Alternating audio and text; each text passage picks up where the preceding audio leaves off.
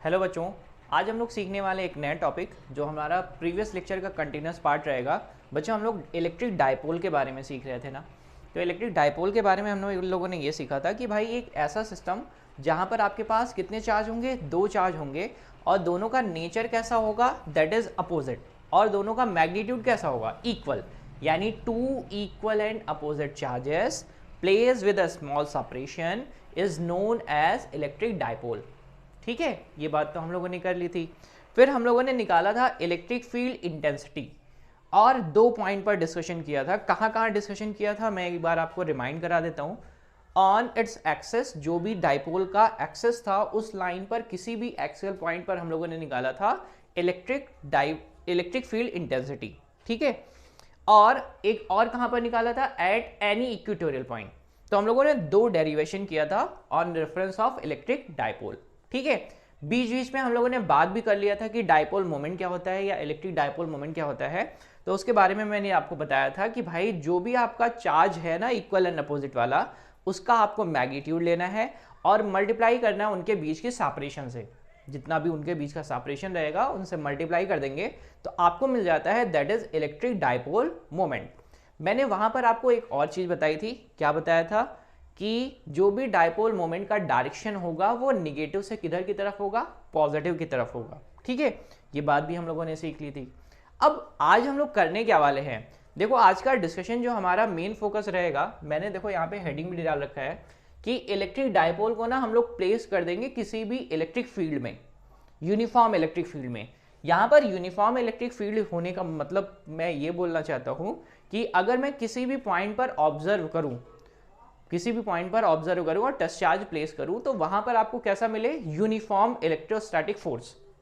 Field का मतलब तो यही होता है ना कि अगर मैं किसी के रीजन में जा रहा हूं तो मुझे कंटिन्यूअस अमाउंट ऑफ फोर्स लगे। अगर यूनिफॉर्म बोलेंगे तो हर एक पॉइंट पर कैसा, बराबर बराबर। तो उसी यूनिफॉर्म इलेक्ट्रिक फील्ड में हमको प्लेस किसको करना है, इलेक्ट्रिक डाइपोल को। ठीक है, तो सर इलेक्ट्रिक डाइपोल, पहले इलेक्ट्रिक फील्ड को हम लोग रिप्रेजेंट कैसे करेंगे, रिप्रेजेंट करेंगे इलेक्ट्रिक फील्ड लाइंस से। ठीक है, तो मैं रिप्रेजेंट कर देता हूं, जैसे यहां पर मैंने रिप्रेजेंट कर दिया है इलेक्ट्रिक फील्ड को, और कैसे, इलेक्ट्रिक फील्ड लाइन से। ये हैं इलेक्ट्रिक फील्ड लाइंस। और मैंने इलेक्ट्रिक फील्ड लिया कैसा है, इलेक्ट्रिक फील्ड है कैसा बच्चों, वो है यूनिफॉर्म इलेक्ट्रिक फील्ड। ठीक है, ये इलेक्ट्रिक फील्ड लाइंस हो गई।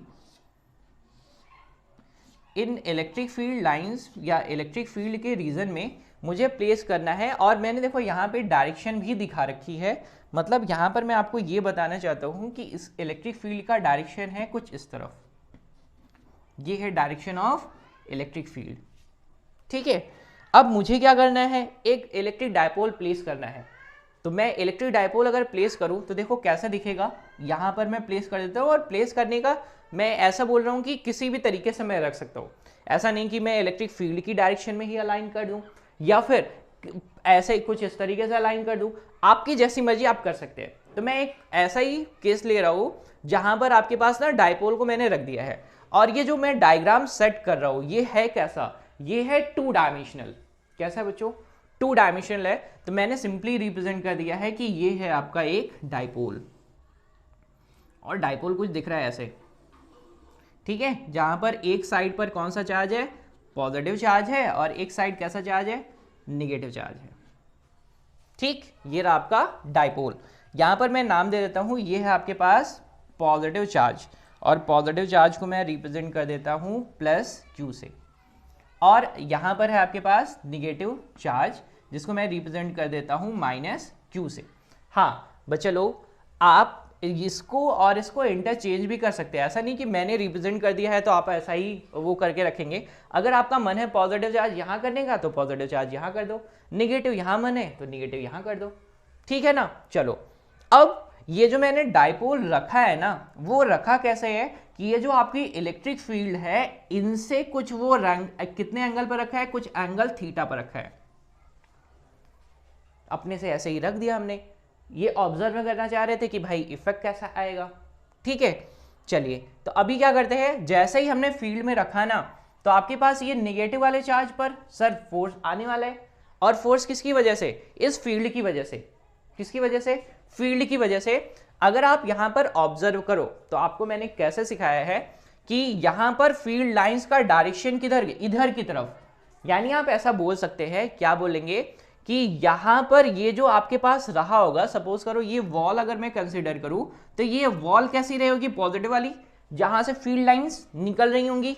और ये वॉल कैसी रही होगी? निगेटिव वाली, जहां पर फील्ड लाइंस आ रही होंगी। मतलब सर ये हम कह सकते हैं कि ये जो आपका निगेटिव वाला चार्ज है ना, ये निगेटिव वाला चार्ज इस वाले की वजह से क्या एक्सपीरियंस करेगा? एक फोर्स।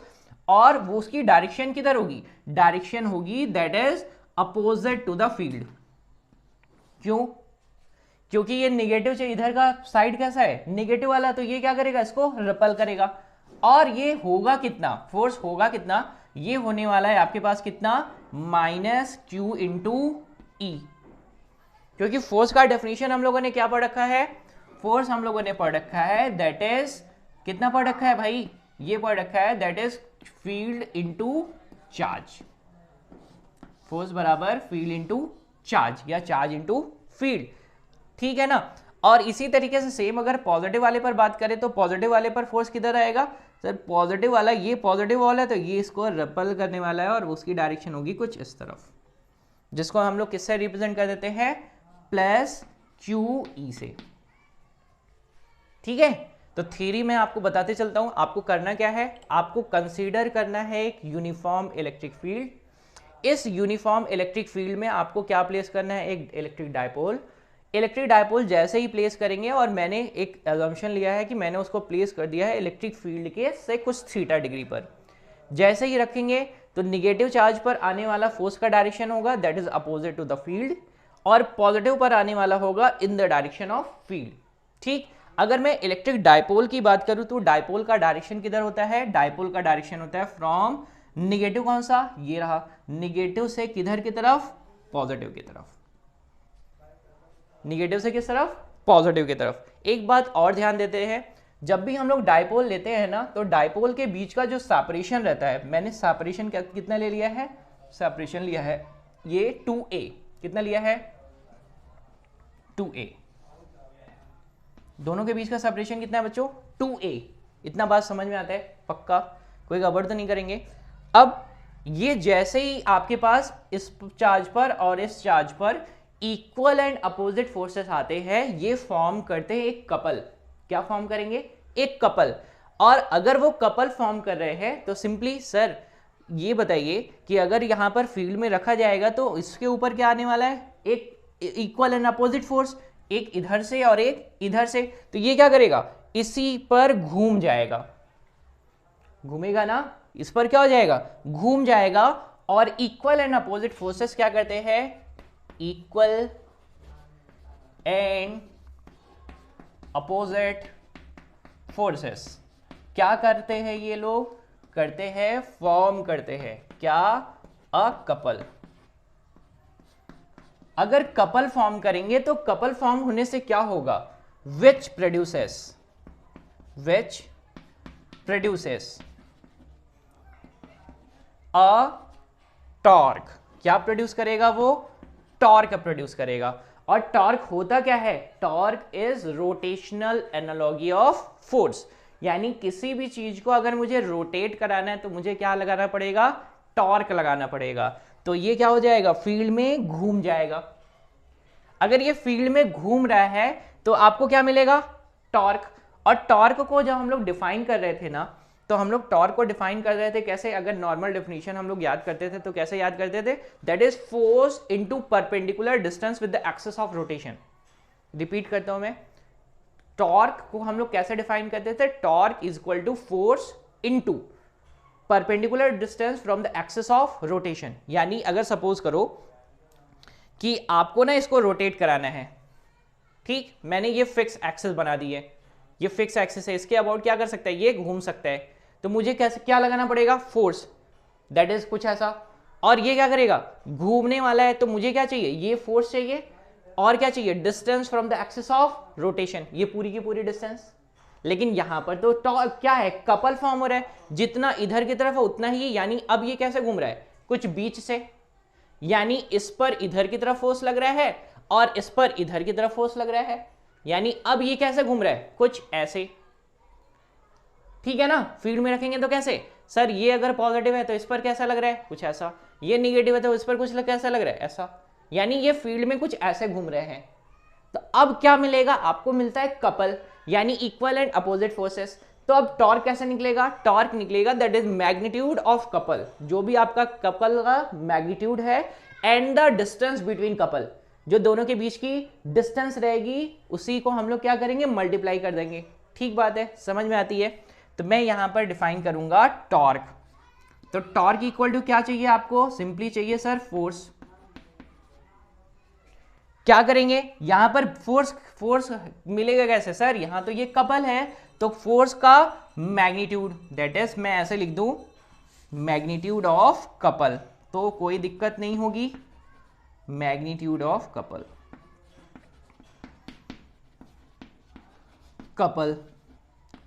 और उन कपल के बीच का क्या रहेगा, multiply with distance between couple,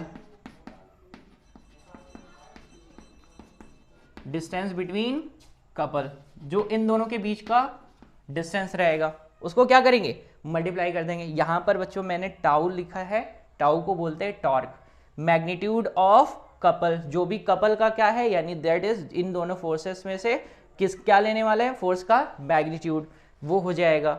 multiply क्या करेंगे, दोनों के बीच की डिस्टेंस। अब दोनों के बीच के डिस्टेंस कैसे निकालेंगे, और दोनों के बीच की डिस्टेंस लेनी कौन सी है, दोनों के बीच की डिस्टेंस लेने वाली है दैट इज कौन सी, परपेंडिकुलर वाली,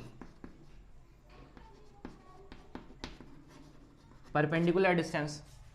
सर वो मिलेगा कैसे, आपको देखो जरा, ये एंगल कितना है थीटा, ये कितना है 2a, तो ये एंगल अगर मैं यहां से डिफाइन करूं कुछ ऐसे, तो आपके पास ये क्या मिल जाएगा, परपेंडिकुलर कंपोनेंट ये वाला, तो ये हो कितना जाएगा, ये हो जाएगा 2a साइन थीटा, ठीक है ना। ये एंगल कितना ले रखा है, थीटा, और आपके पास ये कितना है 2a, तो ये परपेंडिकुलर कितना हो जाएगा, ये हो जाएगा 2a साइन थीटा, यानी दोनों फोर्सेस के बीच का परपेंडिकुलर डिस्टेंस कितना है 2a साइन थीटा, यानी दोनों कपल के बीच का परपेंडिकुलर डिस्टेंस कितना है, that is 2a sine theta. तो अभी क्या मिल कितना जाएगा, देखो जरा, मैं यहां इसको इरेज कर देता हूं, यहीं पे लिखता हूं,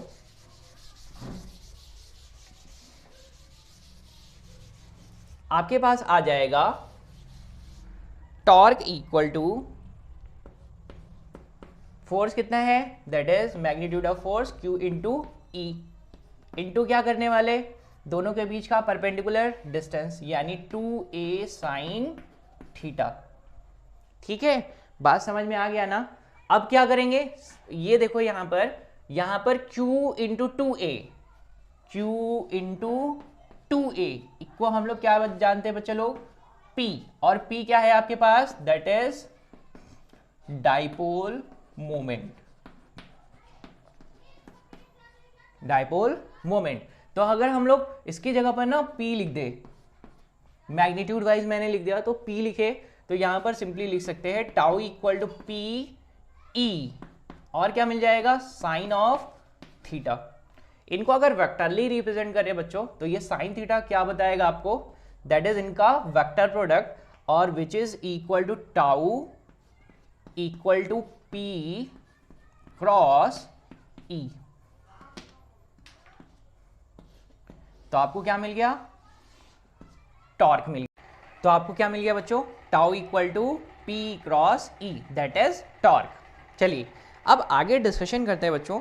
तो इनकी कुछ स्पेशल कंडीशंस होती हैं। क्या कंडीशंस कैसे होती हैं, कंडीशन ये होती है कि आपका ये जो भी आपके पास ये जो डाइपोल है ना, वो डिपेंड करता है कि आप कितने कितने एंगल पर रखा है विद द इलेक्ट्रिक फील्ड, यानी किस पर डिपेंड करेगा, थीटा पर।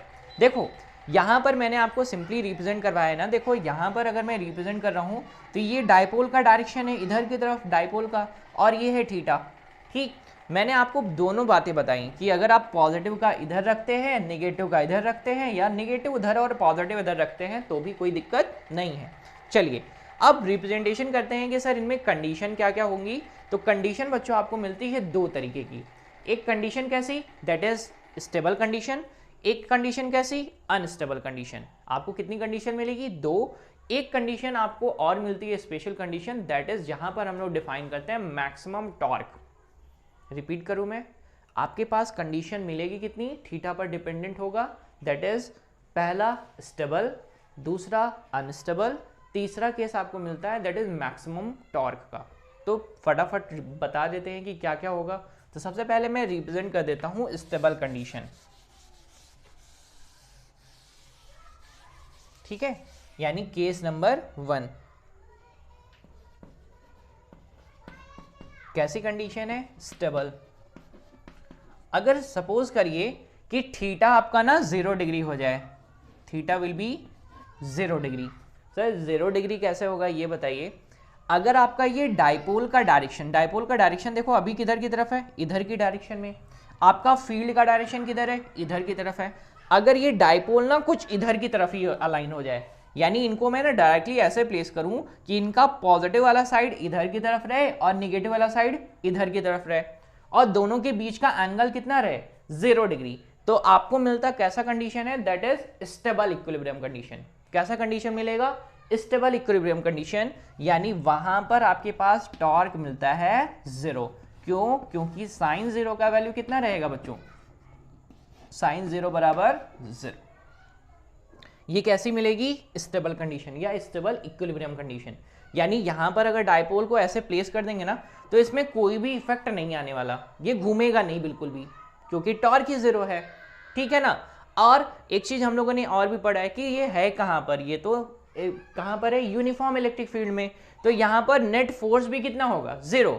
जितना फोर्स इस पर लगेगा उतना ही फोर्स इस पर लगेगा, तो नेट फोर्स विल बी 0। तो नेट फोर्स भी 0 है एंड टॉर्क भी 0 है, तो ये घूमेगा ही नहीं ना। अगर दूसरी कंडीशन की बात करें अनस्टेबल वाली, तो मैं एक काम करता हूं, इसको हटा देता हूं अभी के लिए। तो आपके पास अनस्टेबल कंडीशन कैसी रहेगी, केस 2,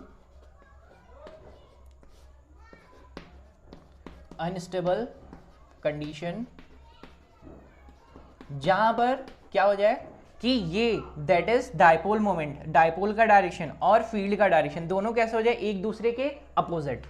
अपोजिट होने का मतलब ये है दैट इज थीटा कितना डिग्री हो जाए, थीटा हो जाए 180 डिग्री, एक दूसरे के कैसे अपोजिट, तो थीटा कितना हो जाएगा 180 डिग्री। अब होगा क्या इस कंडीशन पर, इस कंडीशन पर ये हो जाएगा टॉर्क अभी कितना रहेगा, टॉर्क अभी कितना रहेगा, साइन 180 डिग्री, और साइन 180 डिग्री कितना होता है, साइन 180 डिग्री भी होता है 0। यानी यहां पर टॉर्क तो 0 है, लेकिन जैसे ही आप इसको यहां पर रखेंगे ना, तो ये क्या रहेगा, अनस्टेबल कंडीशन। यानी कैसे रहेंगे, दैट इज अपोजिट, यानी यहां पर इनका पॉजिटिव एंड इस साइड, निगेटिव एंड इस साइड, यानी दोनों एक दूसरे के कैसे हो जाए, दैट इज एंटी पैरेलल। अगर ऐसा बोले तो कोई गलत नहीं बोलेंगे, ठीक है ना। यानी यहां पर जो आपके पास टॉर्क का कंपोनेंट है दैट इज कौन कौन, डाइपोल मोमेंट और इलेक्ट्रिक फील्ड, दोनों के बीच का एंगल 0 डिग्री हो जाए, यानी दोनों के दोनों एक दूसरे के पैरेलल हो जाएं। और दूसरी कंडीशन, दोनों के दोनों एक दूसरे के कैसे हो जाएं, अपोजिट डायरेक्शन में हो जाएं, यानी एंटी पैरेलल, जहां पर दोनों के बीच का एंगल कितना रहेगा 180 डिग्री, और कंडीशन कैसी रहेगी, अनस्टेबल कंडीशन, ठीक है। अगर मैं तीसरी कंडीशन की बात करूं, तो तीसरा कंडीशन क्या होगा, कंडीशन नंबर 3 या केस नंबर 3। केस 3 क्या रहेगा, जहां पर थीटा इक्वल टू ना 90 डिग्री हो जाए। कंडीशन नंबर 3 जहां पर थीटा कितना हो जाए 90 डिग्री, यानी अगर मैं रिप्रेजेंट करूं कि इलेक्ट्रिक फील्ड आपके पास ऐसे है और आपके पास डाइपोल कैसे हो जाए, कुछ ऐसे अलाइन कर दें हम, तो दोनों के बीच का एंगल कितना हो जाए 90 डिग्री। ये रहा आपके पास इलेक्ट्रिक फील्ड और ये है आपका पास डाइपोल, तो दोनों के बीच का एंगल कितना हो जाए 90 डिग्री। तो इस कंडीशन में आपको टॉर्क मिलता है मैक्सिमम, दैट इज आपने पढ़ा था PE साइन थीटा, और साइन कितना degree 90 degree, sine 90 that is maximum आपको मिलता है, दैट इज मिल जाएगा टाउ मैक्स इक्वल टू कितना P इंटू ई। ठीक है बच्चों, मैं उम्मीद कर रहा हूँ बच्चों आपको बहुत अच्छे तरीके से समझ में आ रहा है, कोई दिक्कत नहीं है। अभी तक हम लोगों ने सबसे पहले किसी भी इलेक्ट्रिक फील्ड में, यूनिफॉर्म इलेक्ट्रिक फील्ड में डाइपोल को प्लेस किया। डाइपोल को जैसे ही प्लेस किया तो वहाँ पर हमको ये पता चला कि दोनों चार्जेस पर आ रहे हैं फोर्स, जिनकी वजह से फॉर्म हो रहा है कपल। कपल होगा तो दोनों के उनकी वजह से क्या होगा, रोटेशन इन अ डाइपोल, वो डाइपोल का रोटेशन क्या बताएगा, that is generation of torque. उस टॉर्क को कैसे कैलकुलेट करेंगे, that is magnitude of force यानी magnitude of couple into the perpendicular distance between them, दोनों के बीच की परपेंडिकुलर डिस्टेंस से मल्टीप्लाई कर देंगे। यहां पर आपके पास आ जाता है टॉर्क, टॉर्क आपके पास आया था पी ई साइन थीटा। अगर वेक्टरली रिप्रेजेंट करते हैं तो टाउ इक्वल टू लिखते हैं दैट इज पी क्रॉस ई। यहां पर हम लोगों ने कंडीशन पढ़ी है 3। पहली कंडीशन कौन सी, दैट इज स्टेबल इक्विलिब्रियम की या स्टेबल कंडीशन, जहां पर टॉर्क आपके पास रहेगा 0 यानी दोनों P और E के बीच का एंगल कितना रहेगा, 0 डिग्री रहेगा। दूसरा condition that is unstable condition, जहां पर आपके पास थीटा इक्वल टू मिलता है 180 डिग्री और टॉर्क तब भी 0 रहेगा, लेकिन वो कंडीशन कैसी रहेगी, अनइक्विलिब्रियम की, यानी कि वहां पर कैसा रहेगा, अनस्टेबल रहेगा। और तीसरा कंडीशन आपको मिलता है मैक्सिमम टॉर्क। अगर मैं किसी भी इलेक्ट्रिक फील्ड में डाइपोल को कुछ इस तरीके से अलाइन करूं कि वो एक दूसरे के परपेंडिकुलर रहे तो आपके पास मिल जाता है मैक्सिमम टॉर्क। ठीक है, एक चीज और डिफाइन कर लेते हैं यहाँ पर, टॉर्क का यूनिट मैं यहाँ पर लिख देता हूँ। टॉर्क को हम लोग बेसिकली रिप्रेजेंट कर देते हैं न्यूटन मीटर में, या फिर sometimes we call it's a joule, दोनों में रिप्रेजेंट करते हैं, या फिर न्यूटन मीटर में करेंगे या फिर जूल में करेंगे। एक चीज और मैं आपको सिखा देता हूँ यहाँ पर अगर आपको निकालना रहेगा डायरेक्शन ऑफ टॉर्क, कि डायरेक्शन ऑफ टॉर्क कैसे निकालेंगे, तो हम लोग बच्चों यूज करते हैं राइट हैंड स्क्रू रूल। क्या यूज करेंगे, राइट हैंड स्क्रू रूल। देखो मैं समझाता हूं यहाँ पर।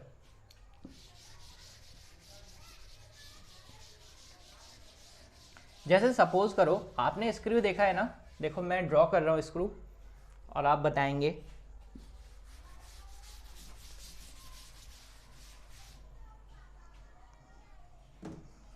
ये है आपके पास कोई स्क्रू, आपने कुछ ऐसा ही देखा होगा।